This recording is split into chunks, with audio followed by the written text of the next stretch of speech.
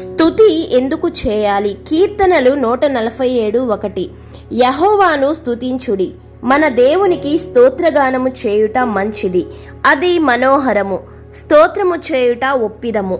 దేవుడు దిగిరావాలంటే స్తుతి చేయాలి. సమస్యలు తొలగిపోవాలంటే స్తుతి చేయాలి. మన ఇంటిలో ప్రేమ పెరగాలి, ఆనందం నిండాలి అంటే స్తుతి చేయాలి. మన హృదయం నుండి భారాలు తొలగిపోవాలంటే స్తుతి చేయాలి. అంధకారం తొలగి వెలుగు రావాలంటే స్తుతి చేయాలి. మన జీవితం నిలచిపోయిన చోటే కదలాలి అనుకుంటే స్తుతి చేయాలి. స్తుతి మన గతిని మారుస్తుంది. స్తుతి మన గడప దగ్గర ఉన్న దుఃఖాన్ని బయటికి పంపుతుంది. స్తుతి మన జీవితంలో దేవుని కృపకు ద్వారం తెరుస్తుంది. అందుకే ప్రతిరోజు ప్రతి పరిస్థితిలో స్తోత్రం ప్రభువా అని ఒక్కసారి చెప్పండి.